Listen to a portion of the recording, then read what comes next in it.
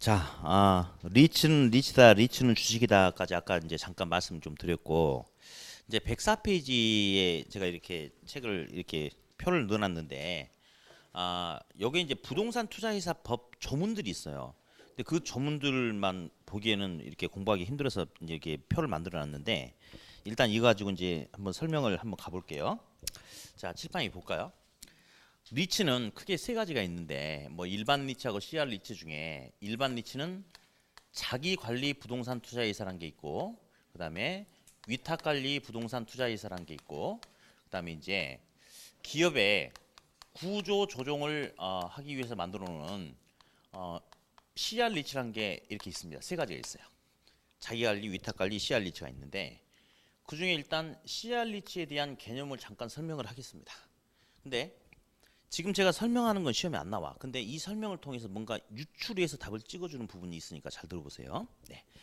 부산에서 갑돌이가 백화점을 하나 가지고 있는데 이게 시가 5천억짜리 백화점이에요. 5천억짜리 건물인데 매기간 영업수지 흑자를 발생시키는 아주 양호한 부동산이야. 그래서 투자자들이 사고 싶은 사람들이 되게 많아. 근데 문제는 뭐냐면 너무 비싸. 그러니까 사람들이 못 사. 어쨌든 갑돌이가 가지고 있는데 이거 만들기 위해서 부산은행으로부터 3천억 원의 대출을 끼고 이거 지었거든요. 근데 대출 만기가 5년이에요. 그래서 대출 조건이 5년 동안은 이자만 지불하다가 5년 만기가 되면 원금을 한꺼번에 갚겠다. 이제 이런 조건 하에서 이제 건물을 지었거든요. 근데 이제 시간이 흘렀어. 예. 그래가지고 이제 만기가 거의 도래할 무렵에 갑돌이가 저기 해운대 쪽에 또 목돈 들여가지고 뭔가 개발 사업을 해버린 거야. 그럼 이제 갑돌이가 돈이 없죠. 돈이 없죠. 근데 이제 대출 만기가 도래했는데 갑돌이 이런 생각을 했어. 내가 단 한 번도 원리금 연체한 적이 없으니까 뭐 은행에서도 나를 되게 좋아했으니까 이번에 그냥 대출 연장을 좀 하자라는 생각을 했거든요. 근데 대출 연장하려고 딱 했는데 마침 IMF가 터져버린 거야. 그러면 은행에서 대출 연장 해주겠어요? 안 해주겠어요? 안 해주죠. 그죠? 그러면 이제 이 돈 갚아야 되는데 걱정이야. 그러면 결국 이걸 매각을 해야 되는데 경기가 안 좋을 때 5억짜리 아파트도 안 팔리는데 5천억짜리가 쉽게 팔리겠어요? 안 팔리겠어요?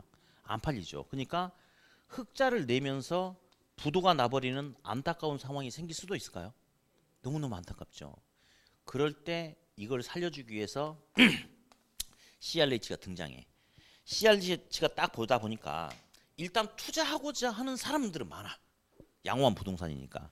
근데 너무 덩치가 커. 통매가 가려고 하니까. 그래서 이거를 지분을 쪼개는 거예요. 그래가지고 주식을 발행해 버리는 거야. 그러면 천주, 만주, 십만주, 백만주 막 쪼개다 보면 한 주당 5천 원짜리, 만 원짜리 주식까지 쪼갤 수도 있습니까? 그러면 이제는 그 전에 사고 싶어도 너무 덩치가 커서 못 샀던 소액 투자자들이 살 수 있어요, 없어요? 있죠. 그러면 소액 투자자들의 자금이 들어오면서 이 돈 가지고 부지 상환하고 계속 이 건물을 경영할 수 있는 경영권을 가질 수 있겠죠. 그렇죠. 이렇게 하려고 하는 게 바로 CR 리츠인데 방금 제가 했듯이 이런 CR 리츠에 대한 이 설명은 절대 시험에서 나오지 않는데 이를 통해서 뭔가 유출을 해봐야 되는데 자 그러면 기업이 지금 돈줄이 묶여가지고 죽기 바로 직전이거든요. 급해 안 급해? 급하죠. 그러면 빨리 뭔가 이런 구조조정이 진행되게끔 해줘야 될 거 아니에요. 그러면 아마 제 생각인데 일반 다른 거에 비해서 CRH는 정부의 규제가 강화돼 있겠어요, 완화돼 있겠어요? 규제가 규제를 강화시키면 빨리빨리 진행을 못 하잖아요. 발목 잡는 이런 것들이 많으면 빨리빨리 진행을 못 하니까 좀 풀어줄 것 같은데요. 그러지 않을까요? 그러면 규제가 강화돼 있다, 완화돼 있다, 완화돼 있다. 그래서 다른 놈들은 이렇게 해야 된다 라는데 아마 얘는 어떤 것은 그럴 필요가 없다라고 나올 수도 있을 것 같고 다른 거는 이런 의무사항이 있다라고 하는데 얘는 역시 의무사항이 없다 뭐 이런 것도 있을 것 같아. 그냥 찍어봐요. 예. CRH는 법인세 등의 세금, 세제 혜택이 있다 없다? 아니 그냥 찍어보는 거야. 있다 없다? 있다죠. 왜냐면 아니 그렇지. 제가 잘못한 거예요. 내용을 설명 안 해주고 물어보니 제가 얼마나 나쁜 놈이에요, 그죠? 그래서 되게 나쁜 놈이에요, 내가. 내용을 다 설명해주고 물어봐야 되는데, 근데 먼저 감을 좀 가지라 이거예요. 자, CR리치는 빨리빨리 구조조정이 이루어져야 돼. 그러면 빨리빨리 이루어지기 위해서는 투자자들 입장에서 뭔가 투자할 수 있는 메리트를 좀 줘야 될 거 아니에요. 그럼 세제 혜택을 줘야 돼, 안 줘야 돼? 줘야 될 것 같아. 그렇죠? 뭐 어쨌든 그렇습니다. 일단 이렇게 해놓고 이제 들어가겠습니다. 자기관리 부동산 투자회사는 그냥 회사예요. 그냥 부동산 투자회사 만들어가지고 부동산에 투자해가지고 돈 벌고 회사 키우고 회사가 망하기 전까지 유지하려고 하는 회사야. 그래서 영구적인 회사다 또는 실체가 있는 회사다라고 이렇게 이야기를 하고요. 위탁관리라든지 CRH는 특수한 목적을 위해서 만들어진 한시적인 회사래요. 그래서 서류상의 명목상 회사이기 때문에 실체가 없다라고 이렇게 이야기를 합니다. 자, 그런데 지금 감 잡으라고 지금 이렇게 써준 거고 시험에서는 실체가 있냐 없냐 그렇게 물어보는 게 아니고 자, 우리 옆에 이제 사무실에 보면 우리 실장님들 있잖아요. 그죠? 우리 실장님들은 자기들 책상이 있대요, 없대요? 있죠. 회사에 자기 책상이 있다는 것은 상시적으로 그 자리로 출퇴근하라 이거 아닌가요? 상근 직원이라고 해요, 상근 직원. 예, 어디 찍어봐요. 자기 관리는 상근 직원이 있어요, 없어요? 있죠. 회사니까. 요 두 놈은 상근 직원이 있어요, 없어요? 없죠. 명목상 회사니까. 다음 건너뛰어서 하나 또 물어볼게요. 시험에 가끔 어떤 질문을 물어보냐면 자산의 투자 운용에 관한 업무를 자산관리회사에 위탁을 해야 되느냐 아니면 내부 조직에서 직접 할 수 있느냐 그걸 물어보는 게 있어요. 또 생각해 보면 돼요. 자, 자기관리 부동산 투자회사는 자산의 투자 운용에 관한 업무를 위탁합니까? 내부 회사입니까? 왜 내부 회사죠? 직원이 있잖아. 운용할 직원이 있으니까 내부 회사 하겠죠? 네. 이놈들은 위탁이에요, 내부 회사예요? 위탁하죠. 왜? 직원이 없으니까. 이제 그런 식으로 유추해서 답을 찍어가는 거예요. 어쨌든 지금 자기관리 부동산 투자회사는 실체가 있다 없다? 직원이 있는 실체가 있는 그냥 회사죠. 요 두 놈은 실체가 있다 없다? 없다. 예. 다음. 가장 시험에서 잘 물어보는 게 자본금과 관련되는 거예요. 자본금. 그리고 현물 출자라는 것도 있고 세 번째, 네 번째, 다섯 번째. 자, 일단 먼저 봅시다. 회사를 만들면 자본금이란 게 있어요. 그래서 자본금은 이제 두 가지로 나뉘는데 최초 설립 자본금하고 영업인가 후 6개월이 지난 시점에서 자본금이 다른데요. 요게 10억이고 5억이고 5억. 그리고 영업인가 후에는 70억, 50억, 50억입니다. 정말 여기서 거의 나오거든요. 계속 이거 중심으로. 그래서 설명은 좀 이따 할 테니까 암기 먼저 하겠습니다. 15, 5, 70, 50, 50 시작. 15, 5, 70, 50, 50 한 번 더 시작. 15, 5, 70, 50, 50. 자, 맨 처음에 설립 당시는 자기 관리는 10억만 있으면 된대요. 5억, 5억 이렇게.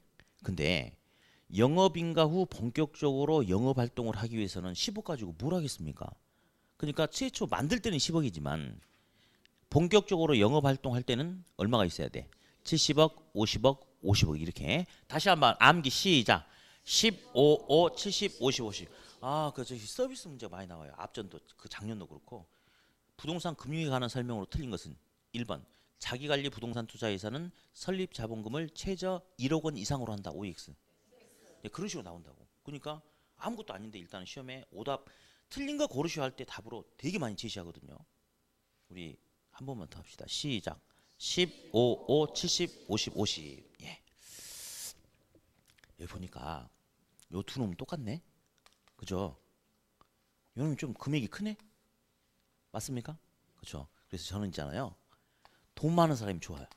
돈 많은 사람. 여기 돈 많은 사람 손 들어보세요. 아이씨 여기 강의하기 싫다. 아무도 돈 많은 사람 없나 보네. 에이씨. 어디? 돈. 이쪽. 그런 거예요? 그래. 그러면 이쪽만 보고 수업해야지. 나는 돈 많은 사람들이 좋아. 자, 있잖아요. 저는 돈 많은 사람이 너무 좋은데 우리 사랑하는 우리 자기는 있잖아요. 돈이 많았으면 좋겠어요. 다른 애들보다. 사랑하는 우리 자기는 다른 애들보다 돈이 어떻게 했으면 좋겠다? 많았으면. 그래서 우리 자기는 최소한 10억 이상 가졌으면 좋겠어요. 네, 다시. 우리 사랑하는 자기는 다른 애들보다 돈이 많았으면 좋겠다. 적었으면 좋겠다. 돈이 많았으면 좋겠다. 우리 자기는 최저 얼마 정도 일단 체제 갖춰야 된다. 10억 정도 갖춰야지 우리 자기가 될 자격이 있어요. 예. 다 10억 이상씩 있어요? 그래요. 알았어요. 진지하게 하죠. 그럼 이제 앞으로 판서는 여기까지만 하겠습니다. 그러니까 오로지 이 학생들만 바라보고 이제 앞으로 끝날 때까지. 자, 그래서 어쨌든 이게 간단한 건데 시험에 너무 중요하니까 잘 나오니까 알아두셔야 되겠고. 이제 현물출자라는 용어가 있어요. 이거는 자본금을 전부 다 현금 박치기로 하라는 게 아니고 물건도 그 물건의 가치에 맞게끔 자본금으로 인정을 해주겠대요. 단 조건이 있어요. 어디 볼까요? 최초 설립 당시는 금액이 커요, 작아요? 여러분 눈으로 보지 말고, 우리가 볼 땐 큰 돈인데, 아니 회사 설립할 때 10억, 5억은 그렇게 큰 돈이 아니잖아요. 그러니까 설립 당시는 금액이 상대적으로 작죠. 그러니까 이때는 현물주자 허용 안 됩니다. 예. 근데 영업인가 후에는 금액이 커졌습니까? 자, 10억을 현금으로 만드는 것은 아주 어려운 일은 아니에요, 사실은. 근데 70억을 몽땅 다 현금으로 만들어라. 이건 굉장히 좀 힘든 일이 될 수가 있어요. 그래서 영업인가 전에, 즉 설립 자본금 할 때는 금액이 작으니까 전부 현금 박식입니다. 그러니까 현물주자 허용된다 안 된다? 안 되는 거예요. 근데 영업인가 후에 본격적으로 영업 활동할 때는 금액이 커졌죠. 그러니까 이때는 현물주자를 허용해 줍니다. 그래서 현물주자는 영업인가 전에는 허용한다 안 한다? 안 한다. 영업인가 후에는 허용해 준다? 아니, 영업인가 전에는 현물주자 허용 안 해주고 영업인가 후에는 현물주자 허용해 준다 안 해준다? 해준다. 다음 두 번째, 현물주자의 범위가 있어요. 예. 예전에 몇 년 전에 개정되기 전에는 현물주자는 부동산의 하남이라고 나왔거든요. 근데 그렇지 않아요, 이제는. 예. 제가 저기 해운대에다가 빌딩을 하나 임차해서 쓰고 있어요. 보증금 15억, 월 8천만 원 세를 내고 지금 쓰고 있단 말이에요. 보증금 15억. 그러면 그 임차권도 내 재산 맞아요? 15억짜리 임차권 재산 맞죠? 경제적 가치가 있죠? 그런 것도 돈으로 인정을 해주겠대 이제. 그래서 현물주자 범위는 부동산 플러스 알파라고 하면 돼. 지상권, 임차권 이런 거 암기할 필요 없어요. 어차피 시험에 나오면 딱 이렇게 나올 겁니다. 예. 이게 이제 법이 개정되고 이러잖아요. 그러면 옛날 걸 건드려 주는 거거든. 그러니까 어떻게 나오냐면 현물출자는 부동산의 하남 이렇게 나올 거예요. OX, X. 그냥 부동산 플러스 알파다라고만 그렇게 알아두시면 되겠어요. 다음, 이제는 우리 CR리츠 가지고 이제 건드려 보겠습니다. 주식의 소유한도 분산 규정이라는 게 있어요. 예. 자, 회사의 주식을 어느 특정 개인이 너무 많이 가지고 있으면 회사의 경영상에 문제가 생길 수가 있겠죠. 그렇죠? 그러니까 1인당 어느 정도까지만 보유해라 이런 게 있어. 100분의 30까지만, 100분의 40까지만 보유해라. 그런데 그게 중요한 게 아니고 CR리츠는 지금 있잖아요. 아이씨, 죽기 직전이라니까요, 기업이. 그러면 발목 잡는 규제가 다른 거에 비해서 완화되어 있지 않겠습니까? 그러면 CR리츠는 1인당 주식 소유 한도 제한 규정이 있겠어 없겠어? 지금 그런 게 중요한 게 아니니까 없음. 다음, 주식을 뭐 100분의 몇 이상을 일반인들에게 공모해라 뭐 어쩌라 이런 게 있어요. 아이씨, 근데 지금 CR리츠는 그런 게 중요한 게 아니잖아요. 그러니까 주식 공모에 대한 의무사항도 있겠어 없겠어? 없습니다. 다음 상장이란 게 있어. 이제 얘가 이제 회사를 처음 만드는 거예요. 처음 만들자마자 정부가 확 하고 쪼이면 안 되잖아. 그러니까 처음에는 그냥 그래 어쨌든 이런 기준이 있으니까 뭐 준비 잘해서 어쨌든 몇 달 이내에 이렇게 해서 어떻게 해라. 처음에는 안 건드립니다, 잘. 근데 일정한 시간 내에 일정한 요건을 갖추고 나서 상장을 하게 돼 있거든요. 그러면 주식시장에 상장을 한다는 것은 이제 프로세계에 뛰어들게 만들겠다 이거죠. 그러면 처음에는 회사 설립할 때는 아마추어니까 심하게 안 건드려. 그냥 잘 준비해 이렇게 했다가 상장하면 이제 본격적으로 관리 감독을 하겠다 이거예요. 근데 CR리츠는 지금 그런 게 중요한 게 아니잖아 지금. 그러면 상장 의무가 있을 것 같아 없을 것 같아? 없다. 이런 식으로 가는 겁니다. 자, CR리츠는 기업이 죽기 직전에 살려주려고 하는 거죠. 그러니까 세제 혜택도 줘야 되겠죠. 당근. 다른 거에 비해서 채찍을 많이 때리면 돼 안 돼? 안 되겠죠. 그러면 규제가 강화돼 있다, 완화돼 있다. 규제가 완화돼 있다. 요 정도가 일단 주 틀입니다. 나머지는 부수적인 것들이고 근래 시험에서는 이제 어쨌든 이제 요거 위주로 나오는데 요것이 좀 주가 되는 것 같아. 이렇게. 그러면서 어쨌든 요게 제일 많이 나온다. 한 번만 더 합시다. 우리 뭐 다 암기됐죠? 예. 시작. 10억, 5, 70, 50, 50. 우리 자기는 돈이 많아야 돼. 적어야 돼. 우리 자기는 돈이 많아야 돼. 예, 남들보다. 최저 우리 자기는 얼마 이상 가져야 돼? 10억 이상 가져야 된다. 이렇게. 예. 자, 이제 108페이지 잠깐 펴보세요. 용어 몇 개 잠깐 짚고 좀 넘어갈게요. 용어. 예. 이제 108페이지 보니까 뭐 쉬운데 일단 시험에 자주 뜨니까 그 양가로 1번에 동그라미 1번 보니까 집약적 토지이용, 조방적 토지이용이 있죠. 보이십니까? 예. 해운대 같은 데는 뭐 여기도 마찬가지인데 진짜 해운대 너무 멋있던데. 해운대 같은 데는 있잖아요. 땅값이 너무 비싸죠. 그 비싼 땅덩어리 위에다가 건물 1층짜리, 2층짜리 이런 식으로 듬성듬성 지으면 되겠어요? 안 되겠어? 고층 건물들이 빼곡하게 들어서야 되겠죠. 당연히. 그런 경우를 집약적 토지용이라고 그래요. 무슨 용? 집약적 토지용. 다음 저기 부산에 저기 위에가 시골 이런 데 가다 보니까 땅값이 상대적으로 싸요. 그런 데는 논바닥 한가운데에다가 고층 건물을 지을 필요가 없잖아요. 필요한 만큼 듬성 지으면 되겠죠? 그런 경우를 조방적 이용이라고 그래. 무슨 이용? 조방적 이용. 그러면 도심은 일반적으로 땅값이 비싸니까 토지 이용이 집약화 조방화. 집약화. 네. 다음 오른쪽 페이지 잠깐 보니까 용어 중에 직주 분리, 직주 접근 이런 용어 하나 있을 거예요. 보이시죠? 오른쪽 페이지. 예. 자, 그러면 이제 직이 뭐죠? 직진이야? 아니 그런 게 아니고 직장이 바로 직장. 직이 직장. 주는 주거지. 그러면 직장은 도심에 있겠죠. 그죠? 그러면 이제 직장은 도심에 있는데 어떤 뭐 여러 가지 이유. 예를 들어서 도심은 땅값이 너무 비싸가지고 임대료 부담이 너무 비싸다.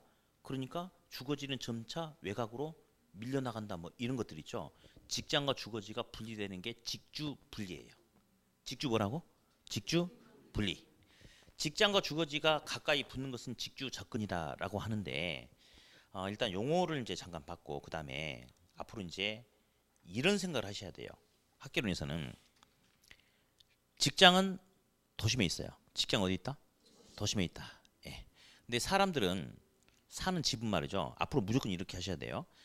직장은 도심에 있고 사람들은 외곽을 선호한다. 사람들은 어디를 선호한다? 외곽. 예. 시골을 선호한다. 이렇게 하셔야 돼요. 선생님 저는 도시가 좋은데 이러면 안 돼요. 학교 가려면 우린 도시가 좋아, 촌이 좋아. 촌. 예, 그렇게 하셔야 돼.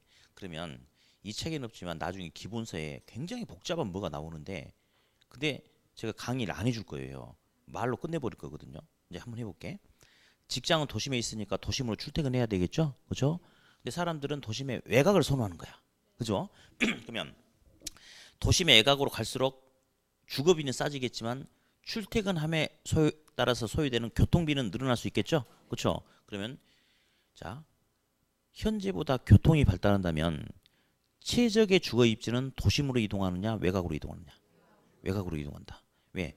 교통이 발달한다면 교통비용 부담도 싸니까 사람들은 어디를 선호한다고 그랬어요?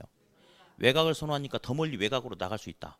더 멀리 외곽으로 나감에 따라서 늘어나는 교통비는 교통이 발달하니까 메꿀 수 있는 거죠. 그렇죠? 다시 소득이 증가하면 최적의 주거 입지는 지금보다 어디로 간다? 외곽으로 한다. 그렇게 그거를 책에 보면요, 막 한계 주거비곡선, 한계 교통비곡선 어쩌고 저쩌고 막 엄청 복잡하게 나오는데 그걸 강의를 안 할 거예요. 안 하고 어차피 시험에는 그 개념만 물어본다. 그래서 무조건 우리는 학교 갈 때까지 직장 어디 있고 도심에 있고 우리 주거지 사람들은 어디를 선호한다? 외곽을 좋아한다. 딱 그 생각만 가지고 있으면 됩니다. 다음 맨 밑에 보니까 그 용어 중에 스프롤 현상이라는 용어가 있을 거예요. 보이시죠? 책의 본문에도 제가 써놨지만 스프롤 옆에다 직접 난개발 쓰세요. 난개발 써봐. 난개발 난개발 아시죠? 네. 자 따라서 합니다. 스프롤은 난개발이다. 시작. 책 넘기세요. 넘겨버려. 넘기세요. 다 넘겼어요? 넘겨야지 이제 그 내용이 안 보이니까 넘기라고 그랬어요. 보지 말고. 자, 스프롤은 무슨 개발이다? 아, 난개발. 그러면 시험에 이렇게 나오더라고. 뭐 스프롤 현상은 도심지 외곽으로 확산되면서 계획적으로 확산된다. 맞아, 틀려? 난개발이면 계획이 아니고 무계획적 같은데요? 규칙적으로 확산된다라고도 나와. 에이, 난개발이면 그러니까 불규칙적이겠지. 질서 있게 확산된다. 그 난개발이니까 무질서겠는데. 그래서 책을 읽을 게 아니고 딱 우리가 그 첫인상을 가지면 돼. 스포는 무슨 개발이다? 난개발이니까 제대로 안 됐으니까 질서가 아니다. 무질서다. 계획이 아니고 무계획적이다. 예, 규칙이 아니고 불규칙적이다. 그렇게 일단 감 잡으세요. 네. 다음 이제 110페이지 이제 부동산 개발 이제 한번 볼까요? 이제 부동산 개발이 있는데 뭐 개발이 뭐냐를 물어보진 않아. 근데 이제 그 중간에 동그라미 1, 2번을 보니까 협의의 개발과 광의 개발이 보이시죠? 예, 저기 개발의 최종 목표는 뭐냐면요. 인간은 땅바닥에서 생활하고 땅바닥에서 자는 게 아니잖아요. 어떤 건축물, 구조물 속에서 일하고 직장 다니고 자고 그러는 거 아닌가? 그러면 결국 개발의 최종 단계는 뭔가 구조물, 건물이 만들어지는 거예요. 근데 첫 번째 협의의 개발이라는 것은 논이나 밭 이런 토지를 일단 건물을 건축할 수 있는 전 단계까지 건축할 수 있게끔 여건을 만든대. 딱 택지 조성하는 단계까지만을 협의 개발이라고 그래요. 예. 협의 개발은 딱 어디까지? 택지 조성하는 단계까지 협의 개발. 다음, 조성된 택지에 인간이 실질적으로 이용할 수 있는 건물을 건축한다 이겁니다. 그게 바로 광의 개발입니다. 그래서 한마디로 택지 조성까지 하는 개발은 협의의 개발, 조성의 개발. 건축 활동까지 하는 것은 광의 개발이다. 그렇게 이야기하니까 그 개념 정도만 살짝 한번 들어보면 되겠고요. 이제 부동산 개발의 과정이 양가로 1번부터 오른쪽 양가로 7번까지 쭉 나오고 있어요. 예, 그래서 개발의 과정을 가지고 이제 한번 설명할게요. 어디 불러주세요. 첫 번째 뭐 나왔어요?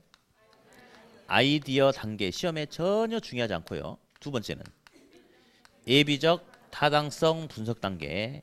예비적 동그라미. 예.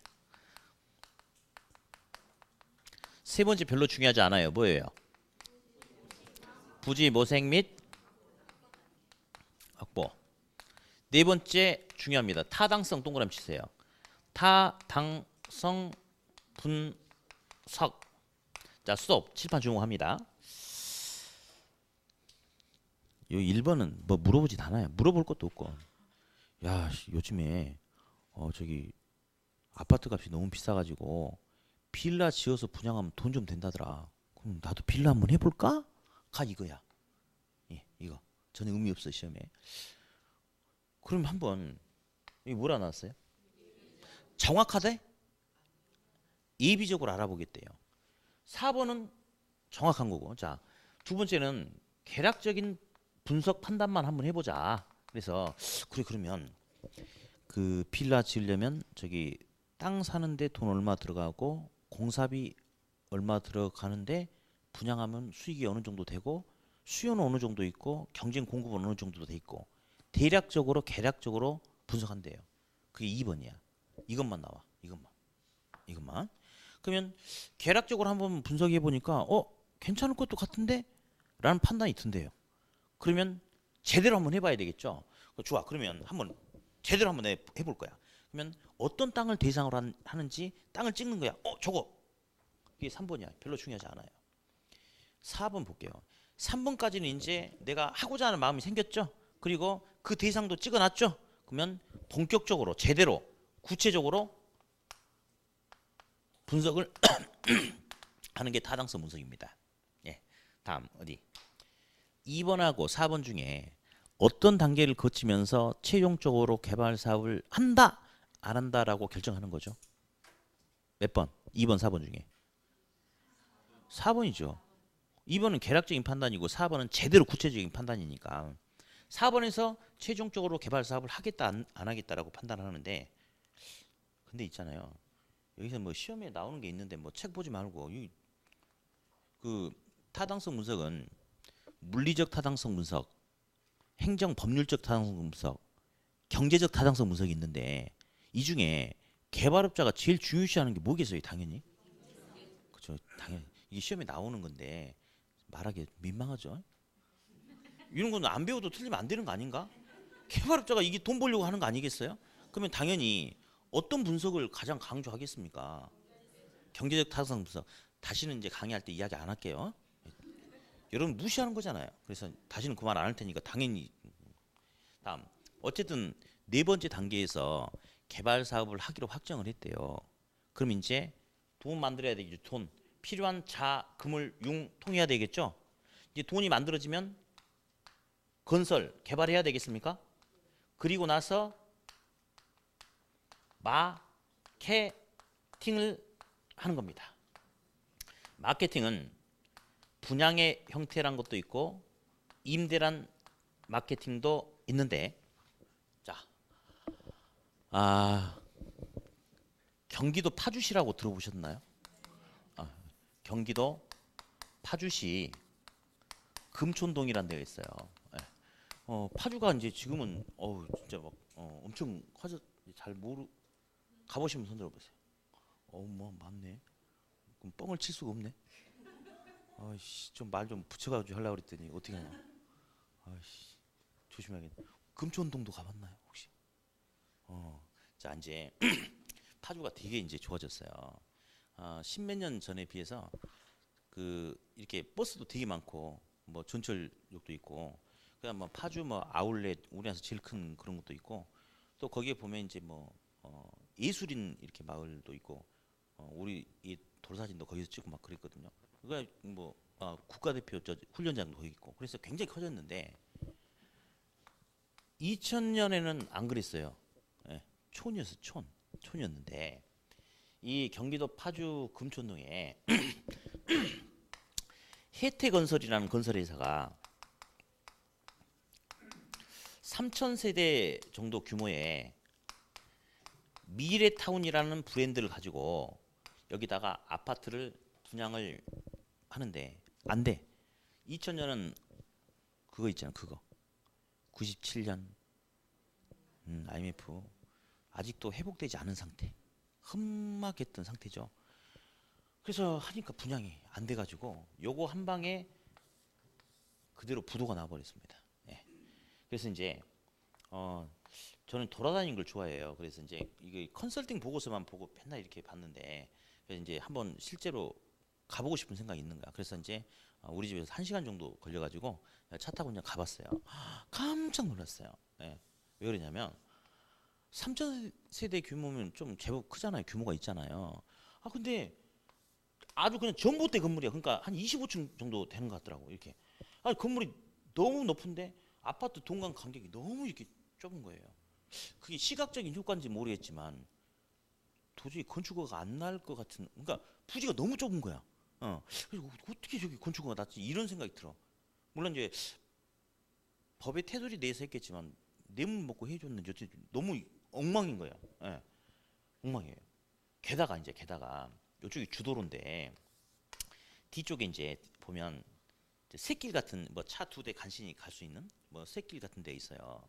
여기 이제 유치원이 있더라고, 유치원이. 근데 바로 옆에 산이 있어요, 산이. 근데 전부 다 공동묘지예요, 공동묘지.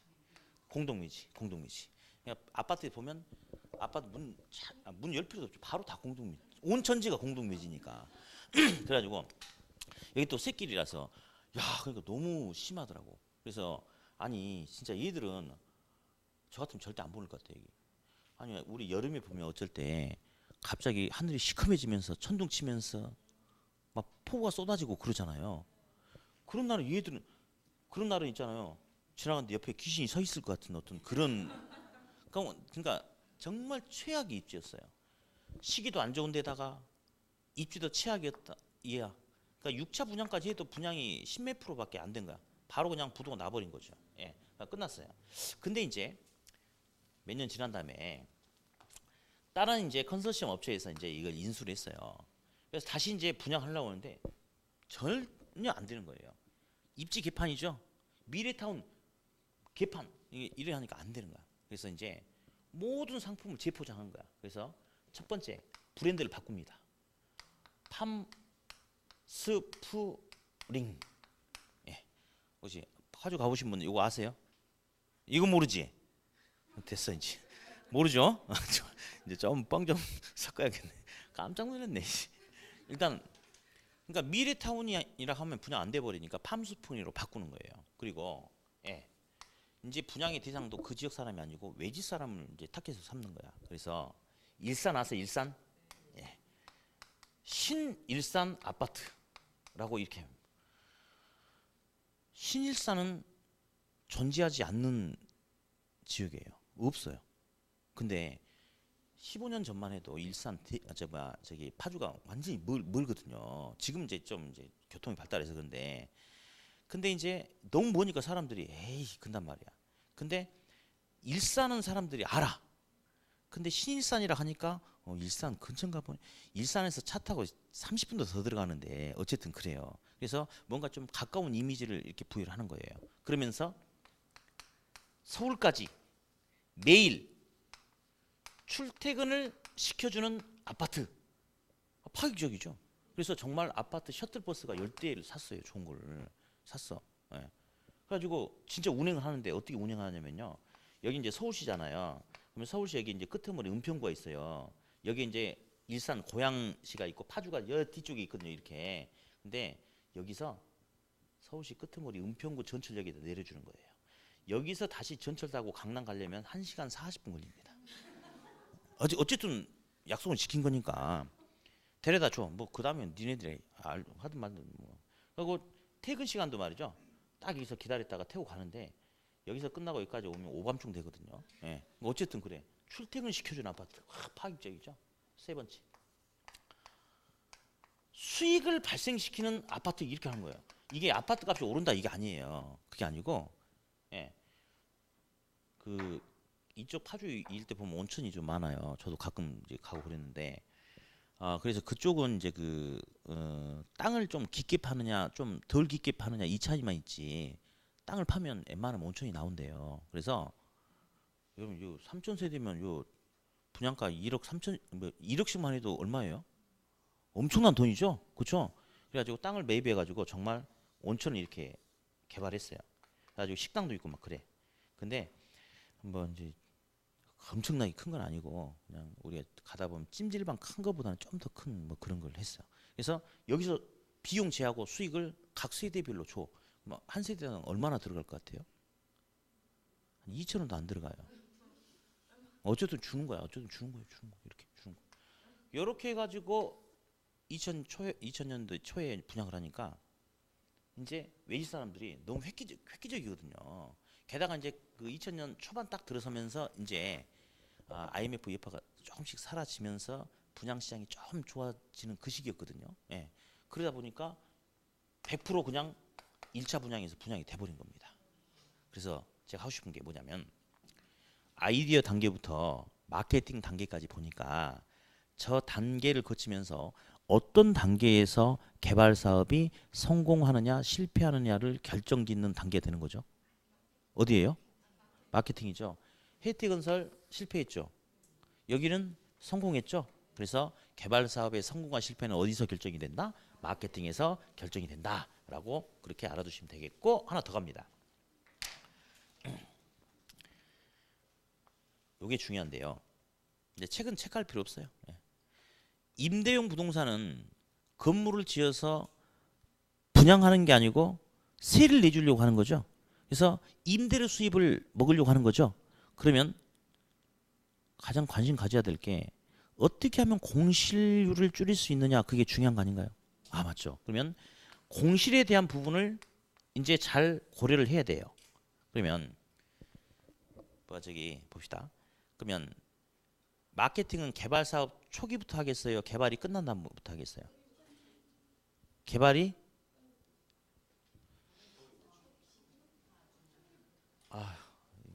고생하고 여기까지 왔는데 보람이 없네. 개발 초기부터 미리미리 마케팅을 하겠죠. 당연히. 자, 그러면서 이제 쫙 맨 밑에 동그라미 3번을 보니까 주거용 부동산의 경우 상공업용 부동산에 비해서 사전에 임차자를 확보하는 것이 쉽지 않다. 더 어렵다 이 말이죠.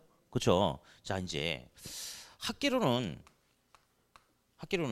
일단 우리 시험에서 원하는 방향 말고도 얼마든지 그러니까 제가 책에 이렇게 써놓고 이렇게 강의를 했는데 근데 우리 동네는 다른 모습이 있을 수 있어요. 내 생각에는 다른 모습이 있을 수 있어. 근데 절대 안 돼. 그래서 때로는 제가 친절하게 설명도 하면서 때로는 마치 깡패처럼 설명도 하기도 해요. 무조건 내가 시킨 대로 해. 다른 생각하지 마. 라고 강요를 하고 압박을 해야 되는 부분도 있어요. 우리 일단 시험에 잘 나오는 것 중에 하나가 여기 있어요. 탄력성. 우리 전에 뭐라고 했냐면 선택할 수 있는 대체제가 다양하고 많으면 탄력적. 선택할 수 있는 대체제가 제한되면 비탄력적이라고 한 적이 있어요. 그러면 주거용 부동산은 다른 용도, 상공업용 부동산에 비해서 탄력성이 더 크다. 이 지문 시험에 여러 번 출제가 되거든요. 한번 해볼까요? 서면역, 전철역, 1번 출구, 2번 출구, 3번 출구, 4번 출구가 이렇게 있어요. 같은 지역이죠? 같은 지역 맞죠? 그죠? 예. 근데 1번 출구 옆에는 학교도 관공서도 예, 유흥업소도 많아.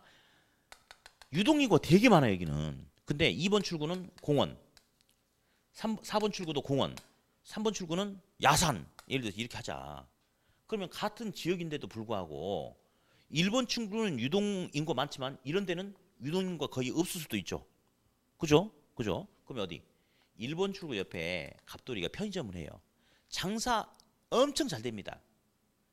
근데 우리 상업용 부동산 이렇게 이야기를 해요. 시장도 중요하고 지역도 중요하지만 우리가 흔히 말하는 목이 중요하다. 포인트. 지점이 중요하다고 하거든요. 그러면 이 일대에서 갑돌이 편의점을 대체할 수 있는 좋은 지점은 많아 적어? 적죠. 그러니까 대체제가 적으니까 얘는 비탄력적이다라고 이렇게 이야기합니다. 반면에 이쪽에 보니까 초등학교 있어요. 좋은 초등학교 생겼대. 바로 옆에 붙어있는 갑돌이는 여기다 학교 보낼 수 있죠. 근데 30m 떨어져 있는 도로 건너편에 을돌이는 이 학교 보낼 수 있어 없어? 있어. 그러면 주택은 포인트 지점이 중요한 게 아니고 그 지역의 환경이 중요하거든요. 그러면 이 지역 내에서 갑돌이 주택을 대체할 수 있는 주택은 많아 적어? 많죠. 그러니까 주거용은 대체제가 많으니까 탄력적 비탄력적? 탄력적이라고 하죠. 그죠? 그러니까 주거용이 상공업용에 비해서 탄력적 비탄력적? 탄력적. 시험에 여러 번 출제가 되고 있는데 방금 제가 친절하게 설명했죠. 왜 그런지는 안 물어봐요. 안 물어보고 누가 더 탄력적이냐 누가 더 비탄력적이냐만 물어봐. 누가 더 탄력적이다. 주거용이 더 탄력적이다. 자, 다음 이제 임대용 부동산에서 임차자 확보의 어려움이 더 큰 게 무엇이냐. 자, 주거용하고 상공업용이 이렇게 있어요. 주거용과 상공업용이 있는데 역시 주거용이에요. 자, 이제 제 말 들어보세요. 제가 우리 이제 이 동네에 사는데 제가 상가 건물 하나 지었어. 근데 상가 건물은 상대적으로 대체제가 많아 적죠. 소비자 봤을 때. 그러면 소비자를 사전에 임차자 확보하기가 상대적으로 더 수월할 수가 있어요. 근데 이 동네에다 제가 임대주택을 하나 짓고 세입자를 확보하려고 한대. 근데 소비자가 봤을 때는 제가 공급하는 임대주택을 대체할 수 있는 주택은 지역 내에서 많아 적어? 많죠. 그러니까 굳이 내 주택을 고집스럽게 와야 될 이유가 없는 거죠. 그러니까 주택 같은 경우는 사전에 임차자 확보하기가 더 어렵다라고 그렇게 이야기를 해요. 자, 사전에 임차자 확보하기 더 어려운 게 누구다? 주거용이다. 라고 이렇게 강의를 했는데 실제로 우리 동네 가보면 안 그런 경우도 많아요. 요즘에 전세 월세집 찾기가 하늘의 별 따기다. 우리 동네 상가는 텅텅 비어서 관리비만 내면 그냥 갖다 쓰라고 하는 데도 많다. 이렇게 하면 안 된다 이거예요. 무조건 시험에는 이렇게 출제가 되고 있으니까 이렇게 가야 돼. 자, 누가 더 탄력적이다? 주거용이 더 탄력적이다. 주거용과 상공업용 중에 어떤 용도에서 사전에 임차자 확보하기가 더 어렵다? 주거용이 사전에 임차자 확보하기가 더 어렵다. 끝. 다른 생각 절대 금지. 아셨죠? 예, 그래요. 예. 이제 어디 112페이지를 넘겨보니까 방금 했던 뭐 아이디어 단계 그림에 뭔 단계 이렇게 나왔잖아요. 근데 우리 학계로는 순서를 물어보는 게 제법 나와요. 근데 그 순서를 이것을 작년에 물어봤어요. 작년에 물어봐 버렸어. 이거를 절대 안 나옵니다. 앞으로 한 3년 이내는 절대 안 나와. 혹시 그 이후까지 공부하시려고 하신 분은 알아두실 필요가 있는데 순서를 암기하거나 그럴 필요 전혀 없다 이거죠. 근데 한 장을 다시 넘기세요. 첫 번째 줄에 동그라미 기억이 있을 겁니다. 보이시나요? 제가 시킨 대로 하세요. 첫 번째 줄만 가지고 지역 경제 분석에서 G 동그라미 G 동그라미. 바로 옆에 보니까 시장 분석에서 C 동그라미. 바로 옆에 보니까 시장성 있죠? 동그라미. 시장성 동그라미. 바로 옆에 타당성 분석 있죠? 타 동그라미. 바로 옆에 투자 분석 있습니까? 투 동그라미. 그놈이 몇 년 전에 순서를 물어봤어. 그러면 이게 이런 게 있어요. 순서 물어보고 이런 것은 작년에 나오고 올해 또 나오고 절대 그렇게 안 나옵니다. 한 번 나오면 몇 년 있다 나와. 그래서 작년 시험에 요게 순서를 물어봤기 때문에 절대 이제 순서를 안 물어보는 거야. 예. 근데 방금 제가 동그라미 칠한 부분 있죠? 그놈이 몇 년 전에 순서가 나오고 잠잠했으니까 오히려 그놈이 나올 가능성이 있겠지. 그래서 따라서 합니다. G, C, 시장성 타투 시작. G, C, 시장성 타투. 다시 한번 시작. G, C, 시장성 타투. 그게 뭔지는 지금 아무 의미가 없다. 그냥 읽어보고 다음에 요 파트가 왔을 때 들어본 것 같은데 그러면 돼. 다시 한번 시작. G, C, 시장성 타투. 네, 됐습니다. 다음 이제 115페이지를 보니까 부동산 개발 방식 중에 하단부에 양가로 1번에 재개발의 유형 보이세요? 재개발이 뭐니? 뭐 이렇게는 안 물어보지. 근데 이제 그 용어를 한번 생각해 보니까 개발인데 재개발인 거야. 그러면 기존에 이미 개발을 한번 한 적이 있다? 근데 다시 뭐 어떤 이유 때문에 다시 하겠다. 뭐 이게 재개발인가 봐. 근데 그게 중요한 게 아니고 그 밑에 동그라미 1, 2, 3, 4번 있죠. 1번, 2번 묶으세요. 1번, 2번에서 오답이 나와요. 일단 1번 뭐죠? 보존 재개발. 2번은 자, 3번, 4번은 안 나오니까 그냥 듣기만 해요. 4번은 뭔 말인지 알아. 싹 쓸어버리고 다시 하는 거죠. 보통 재개발, 설계 재개발. 저기 3번은 뭐라 나왔어요?